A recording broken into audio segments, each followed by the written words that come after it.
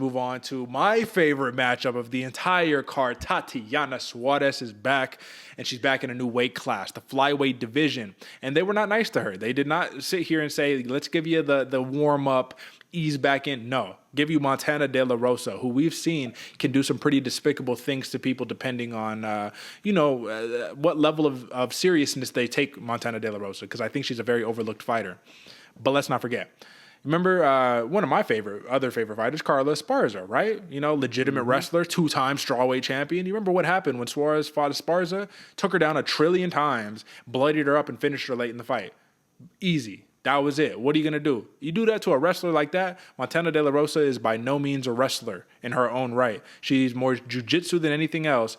And if Tatiana Suarez resembles anything that she did 3 years ago, a little over 3 years ago, I think we see a smash spot. My question to you, AJ, number one is, why is it, out of curiosity, minus 140 for the decision prop? They're very confident that Suarez takes this all of 3 rounds. Why do they think that Suarez, after this layoff, can't get a finish in her comeback fight? Oh, man, that's a curious thing, because if you look on the other side of those prop bets right here, plus 2,800 TKO, plus 1,400 TKO, plus 750 decision, it seems like just by those lines, the odds makers aren't giving any chance to Montana De La Rosa. But you go on the other side, it seems like the decision is more likely. It's weird how these are kind of not really coinciding with each other. It doesn't make any sense to me, man. Maybe the only thing why the odds makers are leaning on that decision is at least in recent history, a lot of the fighters who are coming back into the fold again after a long layoff usually like to take things a little slower, test their gas tank, get back, get their feet wet, kind of feel comfortable in the uncomfortable again, and really go from there. Maybe that's why I don't see it, Derek, man. I think that either the plus 450 TKO or that plus 285 is looking real juicy right there. I don't think we're going to see a decision here, Derek. I could be mistaken. What do you think? I mean, I could be mistaken as well, but I think that even for Tatiana Suarez, man, her style was never let's be patient and let's relax and let's just sit back. It's let's move forward, let me grab you, get in that clinch, take you down, and let me smash you, and continuously do mat returns for 3 rounds. Like, that's her whole game is predicated on cardio.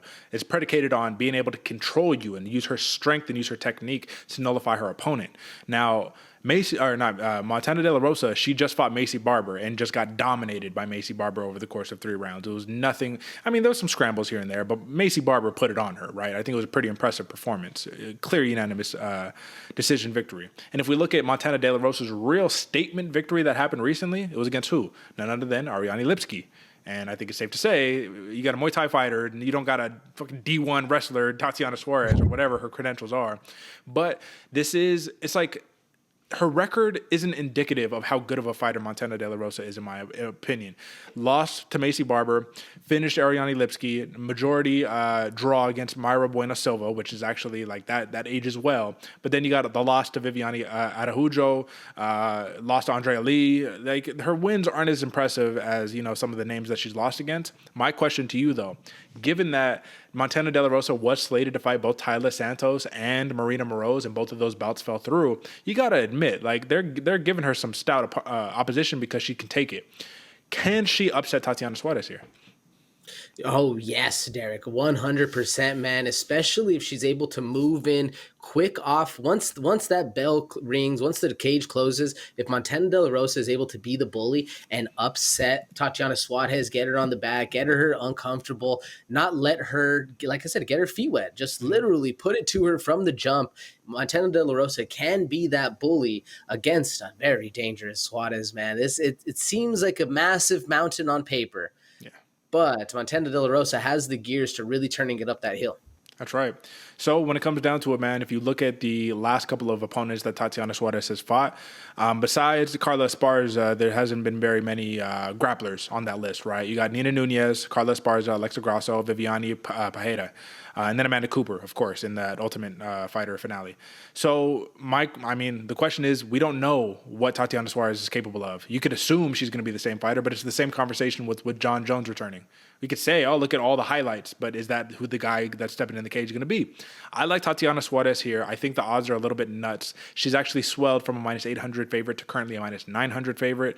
I'm going to take the odds, though, that she gets this fight done early, and I want a second round submission.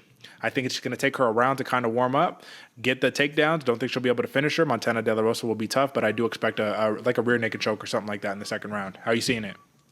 Yeah, no, I like that, Derek. I'm actually seeing it the same, Tatiana Suarez, except I'm going TKO. Second round as well, though. I think it's going to be, like you said, getting her feet wet, get in the beginning, actually take her to the second round, and then we'll see Suarez work. Close fight, man. Very dangerous opponent for Suarez right here, but it's going to be fun nonetheless. And actually, believe it or not, man, taking a look, that's pretty important. Over and under on this fight, 2.5 rounds, minus 155 for the over 2.5 rounds. So a lot of people are not really thinking Tatiana Suarez can kind of come in and just get the job done. But I'll tell you what, I'm saying it now. I was always been a big fan of Tatiana Suarez. You know, Shevchenko is my girl. You know that's like, I'm a big fan. I think if you got some real opposition right here, as long as Tatiana Suarez has built into that 125, this is the one right here. You know what I'm saying? But we will see what happens. All right, brother, let's move on.